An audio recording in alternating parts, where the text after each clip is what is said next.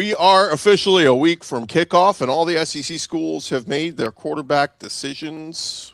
Did they all make the right ones? Time to get our SEC squad together. You're talking ball with the SEC squad.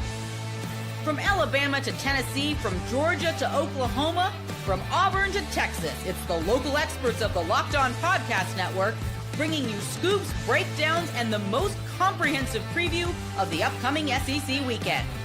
It's the SEC squad, and we have a seat for you. Hurt feelings and thin skin are prohibited. Squad up, you're part of the SEC squad. What is up, everybody? Welcome into the SEC squad. Grab your favorite beverage. Join us as we get you ready for, man, all offseason been saying another week of the SEC offseason. This is the last week of the SEC offseason. Next week, we will have actual games to discuss. Now, frankly, many of them are crap, but it's fine. We will have real football back next week. Today's episode is brought to you by FanDuel. You can join all the action at FanDuel.com to play daily dingers and make your free pick on who you think's hitting a home run this MLB season. Let's welcome in our squad panel tonight. We have got Brandon Olson from Locked On Gators. We got Jay Smith from Locked On Sooners, John Miller from Locked On Mizzou, Corey Burton, Locked On Vandy, Stephen Willis, Locked On Ole Miss. I'm Chris Gordy, Locked On SEC. We had Eric Kane in here, and he jumped out, so maybe he will rejoin us. But, guys, I want to start here. We have quarterback decisions have been made across the SEC the last handful of days. Alabama named, Keelon Russell their starter. Arkansas named KJ Jackson. Florida named Aaron Philo. Tennessee going with the true freshman Faizon Brandon. And Vandy will start Blaze Berlowitz. So I ask all you guys, of the new starting quarterbacks, which one intrigues you most? Keelon Russell, right? Yeah. Come on. Come on. Unanimous. I will say this about Vanderbilt. The way it was reported, I know, right? I don't think it's over. I don't think the competition's over. The way they reported, they're like, Blaze Berlowitz will start week 1. And Jared Curtis will play. I'm like, okay. Is this thing over? I don't think it's over. Remind me, who's Vandy's week 1 opponent just off the top of my head? The mighty Austin P. Okay, so to your point there, the mighty Austin P. See, I was going to say, to me, yeah, the most intriguing one was not Jared Curtis, because frankly, I thought it was going to be not Jared Curtis, and not Jared Curtis is, well, not Jared Curtis. And this does go against my off-season premise, which is I think it's more about Clark Lee than anything, this Vanderbilt program. This is a curious decision, but maybe it's just a one-week thing. Yeah, it's kind of all over. To me, it's we know they got a good run game. We know Vanderbilt's coming in with a solid run game. Offensive line should be solid. And you would have thunk that because they've surrounded him with, I guess you could say, a safety net, that Jared Curtis would still get that. But I guess the not Jared Curtis did well enough in camp. They were like, you know what? We're just going to ride with you right now. But I thought we was going to get 3. Right. And I thought we was going to get 3 true freshmen. That was like what shocked me. Well, Keelon Russell isn't technically a true freshman. He's a second year now, right? Because I can't say redshirt freshman anymore, right? But he barely played last year. So but his second year, because he's not, you can't be a redshirt anymore because, that's, I guess, not politically correct anymore. Faizon Brandon getting the job, but Jared Curtis getting the job honestly does surprise me. I thought Jared Curtis was going to be the other freshman to play. Yeah, they were even, and I thought, hey, if they're even close, Jared Curtis is going to get the nod, and that was going to be it, because you have a defense also that has legit 2 deep, and you've got safety nets all over. This is the best Vanderbilt roster that they've probably ever had, top to bottom, and I don't know. This whole situation, if you just kind of read into it, it doesn't make a whole lot of sense the way things have been reported. Yeah, Corey, especially in the NIL era. That's what surprises me, because it's not every day that Vanderbilt gets a top 5, 10 player in the country who plays quarterback. So you'd think you'd want to keep this guy happy. Hey, I mean, good for Clark Lee. This could be the right decision. It just surprises me is my main thing. Again, especially when you kind of want to keep these young dudes happy. We saw it with Bryce Underwood at Michigan last year. I don't know if he was ready to start day 1, but when you're making $5 million, that tends to tip the scales a little bit. One thing that's interesting is Alabama and Tennessee went ceiling, and Florida and Vanderbilt went floor. Is like a high floor on that. And to me, that feels like that should have been flipped. Ford and Vandy should have gone for the ceiling and make the play. I guess I'm so used to Nick Saban just having the game manager type out there, but yeah, the two high ceiling players, Keelon Russell and Faizon Brandon, have me super intrigued. Brandon, is Philo you consider that the safe pick as opposed to Tramel Jones? Who the knows? I mean, it's like, this is the thing when we talk about the Florida Gators quarterback situation. There was nobody where I was like, that's the answer. Like that just wasn't a thing for me. I kind of went, all right, no matter who it is, I'm pretty much expecting average quarterback play this year. I think you got great offensive scheme, great offensive system, obviously great play caller. And it's just like, look, they're both going to be guys that I just need you to get the ball. Again, be a point guard, be a point guard, be Chris Paul, be Rajon Rondo. Just get the ball to the playmakers. You've got a ton of weapons. Just do that. And the thing we were told with Tramel Jones and Aaron Philo, that was, John Summerall outright said the big separator was that Aaron Philo just operated at the line of scrimmage a lot better than Tramel Jones did. I think if you watch either of them throw a football, you can see who throws a prettier ball, who's got the better natural arm. But like, if you can't operate the offense the way they want you to operate the offense, you're not going to start. So I do think that, yeah, you could say that he's the high floor because he's going to keep your offense moving. But honestly, there was no option where I was going to lose my mind and be either happy or really sad. It's like, dude, just be my point guard and I'm cool with it. Yeah, it's going to be very interesting too. I love going with Faizon Brandon at Tennessee. I mean, you recruited this kid. At one point, he was considered the number one quarterback in this past class. I think they, moved him down a couple slots or whatever, but still a super talent. And what I'm looking at, guys, is that third Saturday in October. If both Keelon Russell and Faizon Brandon start and they have a bunch of games under their belt, what does that game look like? By the way, it's in Knoxville. Last two times Bama's been to Knoxville, they've lost. So that could be the coming out party for either Keelon Russell or Faizon Brandon that game. That could be that. There's going to be some fireworks on that one, and I'm intrigued, especially by Keelon Russell with all the playmaking ability he has with those guys around him. That's going to be a really good situation there for Bama. Is any of us surprised that KJ Jackson won that job? Not in the slightest. I know nothing about this quarterback. He's from Montgomery. He was at Alabama. He was at Arkansas last year, right? Yeah, and he started that. I think the Mizzou game. He got a couple. It played heavy in that Alabama game or that Texas game when Taylor Green left. But he's got it. He's got some reps. He's thrown some touchdowns. What's interesting to me though, guys, is the day Ryan Silverfield got the job. I think there were like 2 or 3 players at his press conference. One of them was KJ Jackson. So that screamed to you right there. He was going to be the guy. Even though Silverfield brought his number 2 guy from Memphis with him, a la Aaron Philo with Buster Faulkner. Right. KJ Jackson, I think this shows this kid might actually be pretty damn good. He can use his legs. He can use his arm. I'm intrigued by him. And he's a big dude. Like, he's almost like the KJ Jefferson size, except for he's like 2 1/4 instead of 260. But he's a big quarterback. It's 6'4", 2 1/4. That's a big dude. Thanks for putting that comparison in my head, by the way. There's no way I'm going to let that slip 37 times this year. Yeah, no, congratulations. You're welcome.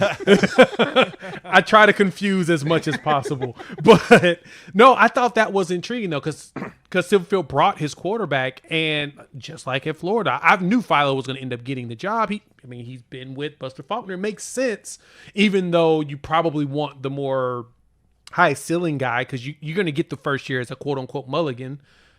I would have thunk that Arkansas would have been similar, but they didn't. So it kind of threw me off. I need to hear from Kane on this Faizon Brandon pickup. But go ahead, Brandon. What's up? That's John Summerall said that's got to be Kane. Eligible, I'm going to be on the top of the stadium ready to do something stupid. I don't think he cares about getting the year 1 mulligan.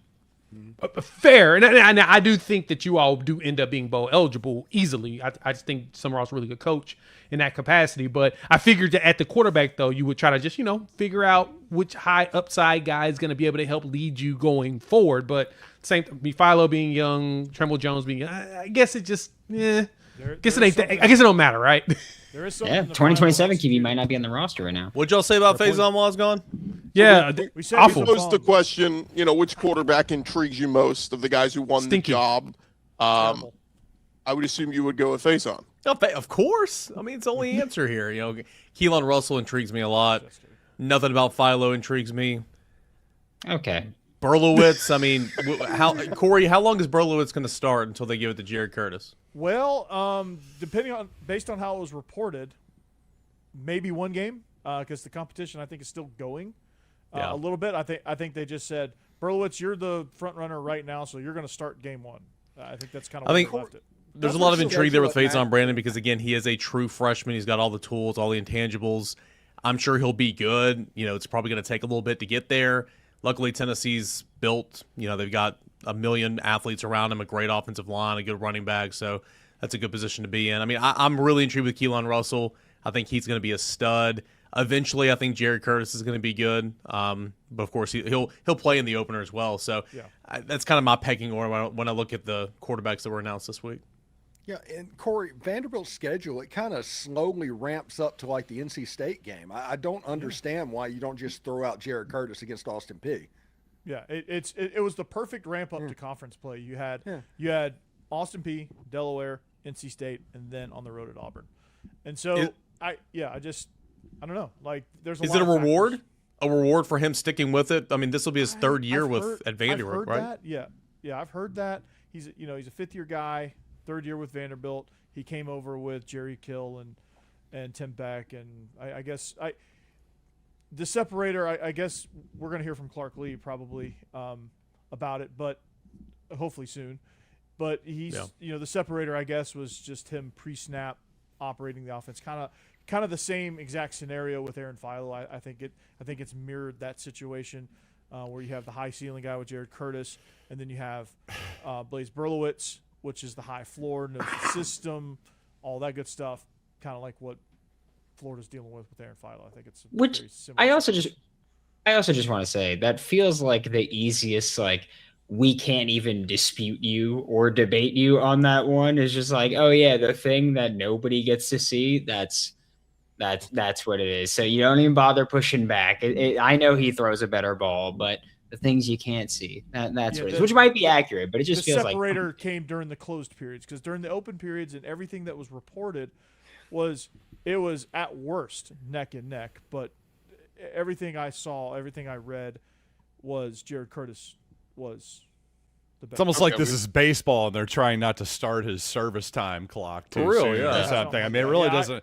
I mean, back to what an something interesting Brandon was saying about playing point guard. That's actually something I've talked a lot about on my show. I think that's the baseline to be a decent quarterback in this sport, is to play point guard as a quarterback, and that just means, hey, getting into your right checks, throwing, bubble screens accurately, just simple stuff like that. And I think that's kind of in some ways never been easier to do.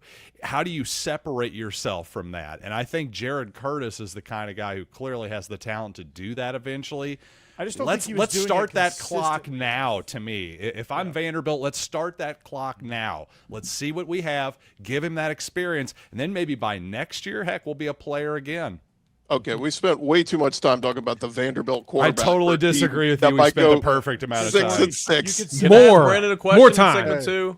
I got here Vandy late. fans I got to get ask Brandon a after 40. question, but can I do it next segment? Yeah, we'll do it next segment. And real quick, John, you say it may never have been easier. I mean, but look at Jackson Arnold. It was not easy to be a game manager. Who was the guy? Michael Van Buren that took over at LSU last year. I didn't say it was easy. Who's I said starting that's for the USF this baseline. year. I said that's the baseline. Yeah, You've got to at least be able to do that. I do like Austin Simmons though at Mizzou. Real quick, we kind of dance around it, but Keelon Russell. What do you guys think? I mean, is Bama back in the playoff picture with a Keelon Russell? I mean, let's not get Next ridiculous year, here. Come I on. think next year. I need to see what the Go run back to game looks Vanderbilt. like. I'm just kidding. Yeah. If was their gonna run say, game I is think they're in the existent, conversation. then there's a possibility. 'cause that's It's gonna much be more about safety the net. offensive line, the running game. Yeah. That's gonna be the most important thing. That was so weird watching Alabama last year not being able to run. Not be able to run at all. Yeah. Like, that's usually the saving grace for a young quarterback, is having a strong run game, because run games and defense travel.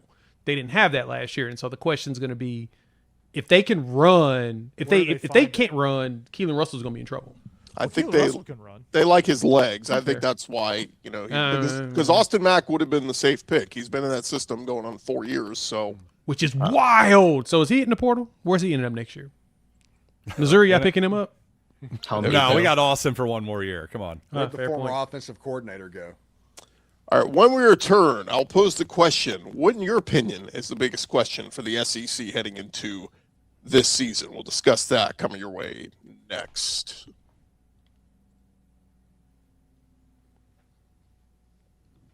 Hey, but first, I want to remind you guys about our friends over at Indeed. Support for today's episode comes from Indeed sponsored jobs. When workplace chaos hits and you need to make the right hire, Indeed sponsored jobs. They're going to help you connect employers with candidates who match specific needs like skills, certifications, location. Less time gets spent searching, more time gets spent finding the right fit. And people are finding quality hires on Indeed right now. And the minute we've been talking with you, companies like yours have made 27 hires on Indeed, according to Indeed data worldwide. Usually the biggest difference isn't someone doing more work. It's having somebody who knows exactly what needs to happen and help everything run smoother. Go spend less time searching and more time actually interviewing the candidates who check all your boxes. And, of course, listeners of our show will get a $75 sponsored job credit to help get your job the premium status it deserves at Indeed.com/podcast. When you need to make the right hire, cut through all the chaos. This is a job for Indeed sponsored jobs. Just go to Indeed.com/podcast right now. Support our show. Tell them you heard about it right here. Indeed.com/podcast. Terms and conditions apply. If you need to hire, this is a job for Indeed sponsored jobs. All right, roll along your SEC squad show. And guys, I wanted to kind of leave this one open-ended, just saying what, in your opinion, is the biggest question for the SEC as this season gets ramped up. And Eric, if you want to ask your question to Brandon, you can do that as well. Yeah, what do you want, Kane? What do you want? My, Just my go biggest ahead. question for the SEC is non-game conference slate, of course. I think that's probably everybody. Brandon, real quick, why? I got a buddy. He's a Gators fan. I know it's bad taste, but it's always going to be Aaron Philo. It's always going to be Philo. Then he's like, I don't know, Tramel Jones. That's all the buzz in camp. Was there ever a thought that it was going to be Tramel Jones? I think that it was a legitimate battle for a while. I mean, what we were basically told was Aaron Philo operates the line of scrimmage better, and that once they got into fall camp, got comfortable, and expanded the playbook more, like that's where Tramel started to maybe make some mistakes. There were a couple times in the scrimmage where he tried to snap the ball without sending someone in motion. And I mean, Buster Faulkner's going to use shifts and motions more than just about anybody. So that's the kind of stuff where you can't really screw that up. And so that seems to be the differentiator. I believe it was always Aaron Philo's job to lose, but that there was a possibility that it would be Tramel Jones. Gotcha. Yeah, non-game SEC. I think my biggest question for the SEC going into this season. Yeah, I think my biggest question going into this season for the SEC is, can we win a game in the playoffs against a non-SEC team? It appears that the entire goal of the committee is to make sure the SEC is matched up with the SEC so you can knock off as many of them as possible, as early as possible, and then you don't have to be concerned with them later. I want to see if we can get past that. It would be so much better if we can make sure we match up conferences with conferences, with bowl games and stuff. That way we can really see who's superior. But we need a national championship. If anything, we need to make a deep run in the playoffs and play in a title game at least. Yeah, you guys are saying 9 games. I'm saying the question is 9 wins, as in, will 9-3 get an SEC team into the playoff? Because, let's take Missouri, for example, who is playing 5 teams in the AP top 10 this season. If the Tigers happen to go 9-3, again, just for example, I think that's a top 12 team. Does the committee think that? Is that good enough to edge out, all of the different automatic qualifiers and the seedings, that type of thing? I'm not so sure it is, considering there will probably be, a log jam of teams, quite possibly, I think, at that 9-3 mark. How that's all going to play out in terms of not actual tiebreakers, but just subjective tiebreakers with the committee is going to be really interesting. I think that message. I think that message needs to be sent now. I think SEC it's been sent since SEC media days. It's been all politicking, and it should be. Frankly, that's what the coaches should be doing. Because not all schedules are created equal. In our 100%. Group chat today, we all were joking about Texas Tech's schedule. It's a joke. They were a playoff team last year. I mean, we've got to have some kind of critical analysis and thinking. And I bring this up all the time. In college basketball, we do it. We count quad 1 wins and quad 2 wins and all that. Why do we not do it in college football? Why do we sit here and go, well, 10-2 is the bar? No, there are 9-3 resumes that deserve to be considered over, frankly, some 10-2 and 11-1 resumes that have no damn good wins on it. So we need to use critical thinking, and we need to send the message to this committee. They got to evaluate full resumes. Just one thing to your point on Texas Tech, looking at their schedule, if they lose one game, they shouldn't be in.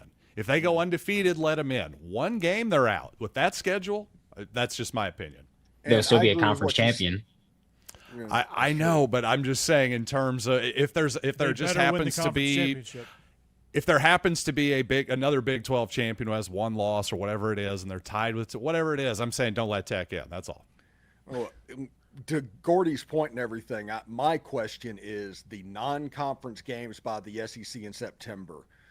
Oklahoma, Michigan, Texas, Ohio State, Ole Miss, Louisville, even Baylor, Auburn, or Mississippi State and Minnesota. If you want a 9-3 team to get in the playoffs, those games have to be won. If it's not, it's going to be an excuse to leave them out. Yeah, for sure. And I forget which one of you said that the SEC was going to go undefeated in non-conference, but against their non-conference opponents. But that needs to happen for sure.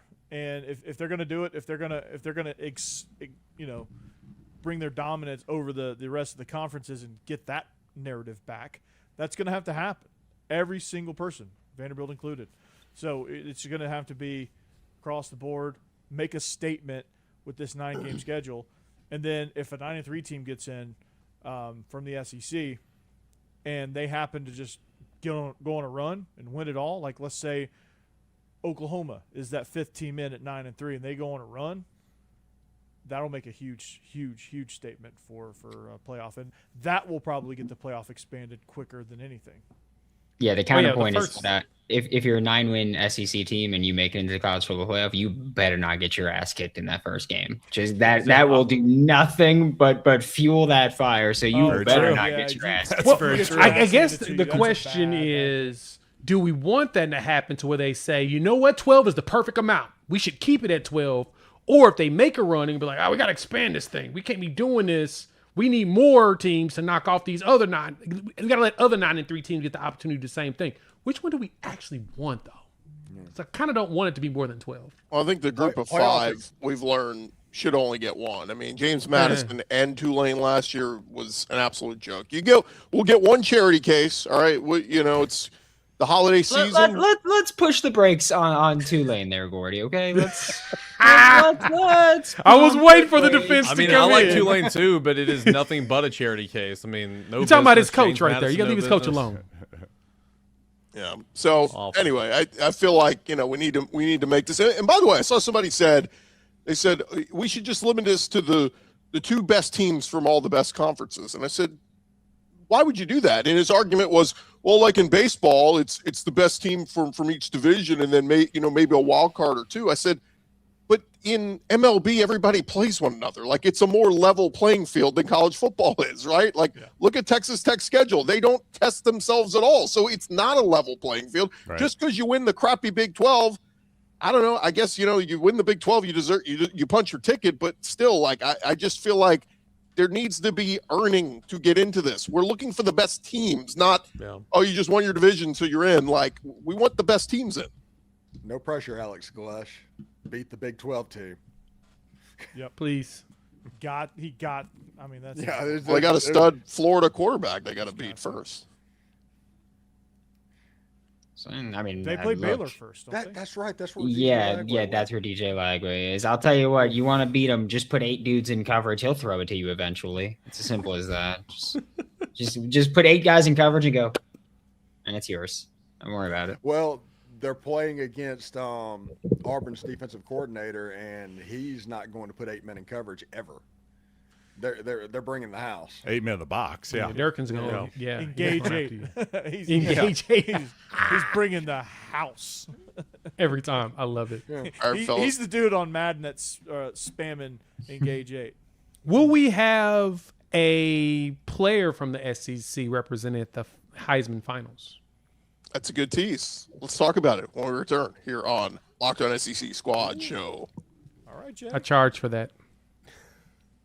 Let's Locked On SEC Squad Show brought to you by FanDuel. Baseball fans, if you think you know who's hitting a home run tonight, FanDuel is giving you a free chance to call your shot with Daily Dingers. It is easy to play. Just make your free pick for who you think will hit a home run in their game. If you're right, you'll receive a profit boost to use on your next bet for a chance at extra winnings. Best of all, you can make a free pick every day throughout the MLB season. Daily Dingers is another fun way to stay engaged with every day's games, whether you're following your favorite team or keeping an eye on matchups across the league. Every game has someone capable of going deep. I'll just put out there, who's your favorite home run hitter right now? Matt Olson. Dylan Dingler. Matt Olson Jack or Cagliano. anyone playing, or anyone playing at Coors Field. Okay. Jack I'll Jack. go with Yordan Alvarez for the Astros, probably going to be MVP. Pete Crow Armstrong, PCA, doing pretty well too for the Cubs. But if you guys are ready to play your game, join all the action at FanDuel.com. That's FanDuel.com. Play Daily Dingers.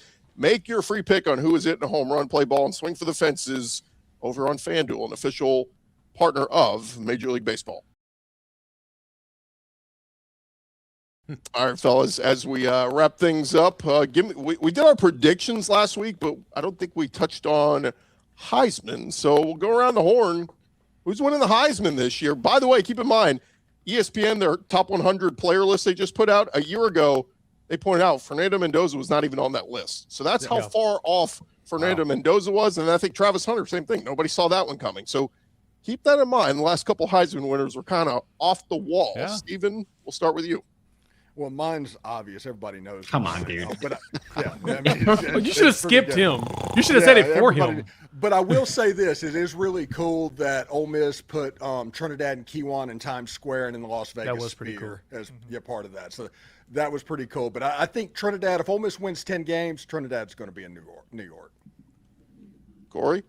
Well, I picked Cade Klubnik last year, so it can't get much worse. But it's brutal. I don't know. I might go with Trinidad on this one. Just it seems like Two Trinidads. Yeah, I might go Trinidad here. Brandon? I would Steve, like to sorry. see Jeremiah Smith. I'm going to be honest. I don't think it's going to happen, but I would love to see Jeremiah Smith get it. He's just a dude. And I don't want to say the person that I think is most likely because I don't want to represent the school and screw him. So I will. I'm sticking with Jeremiah Smith. That's where I'm going. You got to do it so that you can jinx it. Who But are we you can at least hinting? hope for Who the are you jinx. hinting at? Let us know. Dante Moore. SEC? It's not a bad one. No. In the state Arch. quarterback. Oh, Mensa. Yeah. That's not a bad. Neither one of us were in Mensa since we didn't guess it. Yeah. But John Brandon's Miller, who's talking your about pick? The mighty You know, Wings. you were just talking about Jeremiah Smith. He was actually my pick last year, just especially as a value pick. I think I just loved his odds last year. Obviously, it didn't happen. I'm going to go a little bit more conventional this year, but same team. Give me Julian Sayin. That's a good pick. I kind of thought that too. And there might be a debate, right? Like if Smith is having an awesome year, but people are going to go, oh, but Sayin's the one who made it happen. So that could be a good one. Sure, we've seen that happen before where the guys divide the votes, like, the year, what was it, Mac Jones and Devonta Smith, and Devonta still ended up winning it. So it happens. It can be a negative, but you can still win it too. yeah, that's fair. Cantor? I think Corey said it a moment ago. My guy could have went to the draft last year, probably been a top 5 pick. Decides to come back. First round pick for sure. Dante Moore. He's got to cut down on his picks. Threw 10 picks last Agreed. year. He's got to play better, obviously, in crunch time. Totally But here for phenomenal that. year last year. I think he can do a little bit of everything. I understand why Arch Manning gets a ton of hype and Trinidad and Julian Sayin and all that. But Dante Moore, I think, is the best quarterback in the country.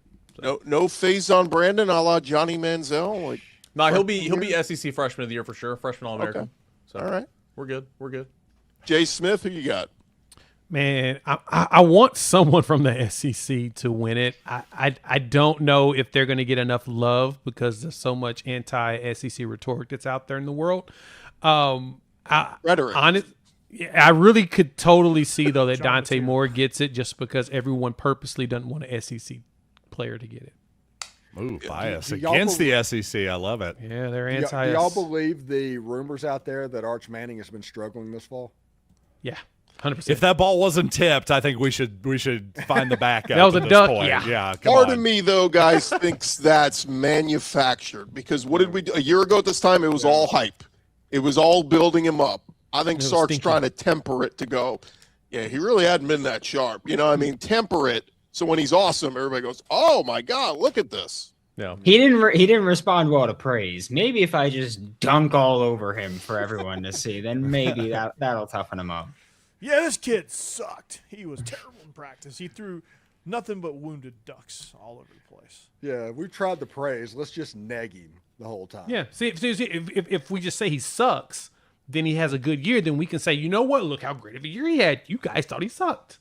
I'd throw out Faizon Brandon. Give me like a real off-the-wall name, you think? Like Lenore Sellers or something like that? Diego, no. Would he be an off the wall considering he won it this time last year, like in August? I mean, I'm genuinely being serious. Like, he's a name. Everyone knows him. Everyone knows that if he ever puts it together, like, sky's the limit. Will he? Like, it would be coming out of nowhere this year, but, like, again, he's such a name in college football. Like, I guess it counts, but I don't know. Like, I want to hear somebody, like, we don't even know their name. Would CJ? I don't think CJ Carr would be off the wall, would it? CJ Carr's the betting favorite right now. Yeah, on FanDuel. So then no. I did not think that was going to be what I saw when I opened FanDuel. I did not think I was going to see CJ All right, Carr. Probably my off-the-wall thing would be John Mateer. There's somebody that could kind don't of come hate out of that. nowhere. Yeah, he puts the numbers up and gets it done that way. I mean, there's obviously a path for Keelon Russell as well. Yeah. If Well, Alabama's awesome. And look, we know it's a quarterback award, but Byron Brown, anybody? No. Not on that team. no. Not on that team. What I a think he's gonna have a lot of dumbass thing to turnovers. say, Gordy. Dumbass thing to say. He's going to have to throw Oh, for my 5,000 goodness. yards.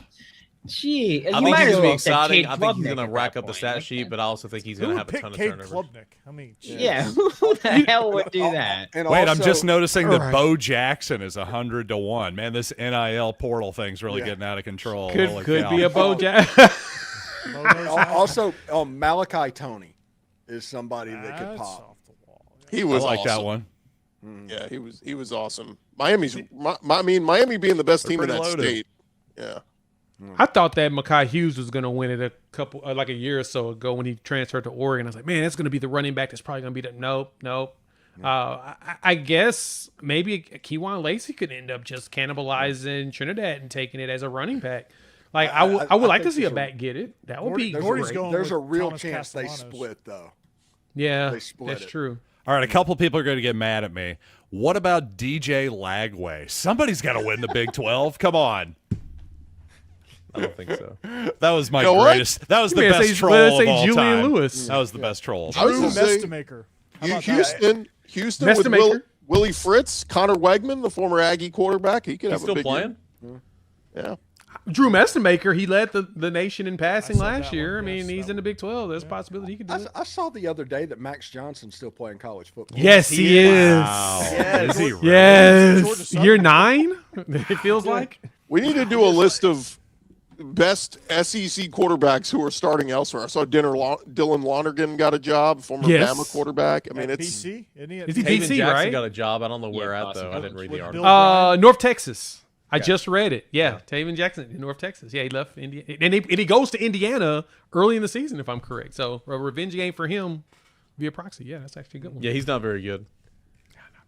Very I didn't give disappointing. my pick. I'll go with Arch. I think the media hype and love will be. That's not off the wall. But he sucks. It's not off the He wall. sucks. I'm giving my pick. Well, I'll give Yeah, it. give me an off the wall too. You gotta play that game as Well, well. he said Yeah, you Faizon. got- He said yeah. Faizon. He's covered. And Byron Okay. Brown, I gave you. Okay. Yeah. Byron You Brown's did say out Byron there. Brown.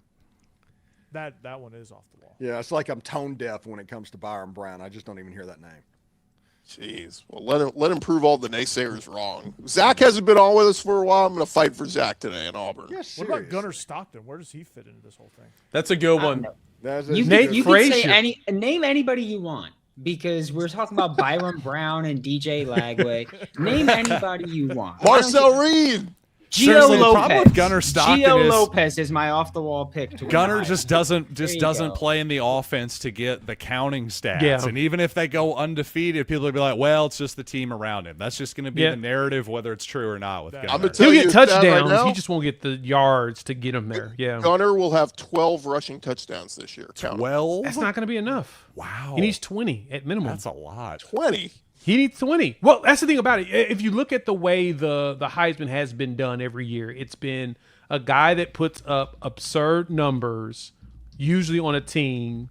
If either his team's undefeated or they put up just absurd numbers for that position for that season. Like Jayden Daniels, which we're no longer able to use number 5 anymore. He went out there and his numbers were absurd. The numbers he put up there at LSU, and they were 9-3. So it was like, okay, that makes sense. His season was great. Mendoza, 40 touchdowns, how many picks? And like he had like an additional like 5 or 10 rushes. He had an absurd season. You got to have the numbers. That's what hurts Gunnar Stockton. So I get that point. Hell, Stockton I'm curious had if they 10 can just do it rushing with Nate touchdowns? Frazier, but On like 380 yards, he must have been the Tom Brady sneak guy. That's all I Hey, can say. right, but That's an Bobo's- insane ratio. He ran for almost 500 yards and 10 touchdowns last year. Like I mean, Almost I know he's 400, mobile. not Tennessee even played, 400. but like, Vic, He is one of the toughest dudes I've seen. In He's football. red yeah, zone. he's really tough. No That's doubt what it about is. He's that. He would be the super toughest tough. No guy doubt in the about that. conference. Yeah. Yeah, one of the most Steven, underrated quarterbacks in the country for sure. That I like that pick in terms of off the wall because nobody would ever consider him a Heisman front runner. Right Yeah, now. if, one if you're more- gonna be dumb, you got to be tough. Those are the rules. one more off the wall, Brandon. He's Jackson dumb in the Dart, sense you've of seen putting it. himself You've in definitely bad seen it with positions. Jackson Dart, haven't you, Brandon? I Brandon, have. Florida goes Thank you. 8-4. Thank you. Jayden Baugh, Heisman finalist. How about that one? He's a running back that I think could do it. I could see him going for Okay. 1,800 yards. He's literally like carrying the team. Why not? No. I don't see it. Like, what do we do? 8 wins? You think they're going to give the Heisman to a running No back on chance. an 8-win Maybe team? if he has 3,000 If he runs for 2,000 yards, they will. 3,000 maybe. Sure, Well, but he's not going to do Ashton that. Genty didn't get the I mean, Heisman. fair. Right. but We're trying to be absurd here, Brandon. Let us have this moment. I think Bob will be great. I can see that. Jeez, Hey I'll now. tell them to edit Hey it. now. That's fine. But There oh goes our my clean rating. goodness, my lord! Our clean rating is out the window. Hey, remember to follow and subscribe to your favorite SEC show. We'll be covering your favorite team every day throughout this season. Don't forget, I'll have you covered with the entire conference every day with the Locked On SEC. We are part of the Locked On Podcast Network, covering your team every day. Oh, I'm crying. Thank you, Brandon. Sorry, David. Jeez. My goodness.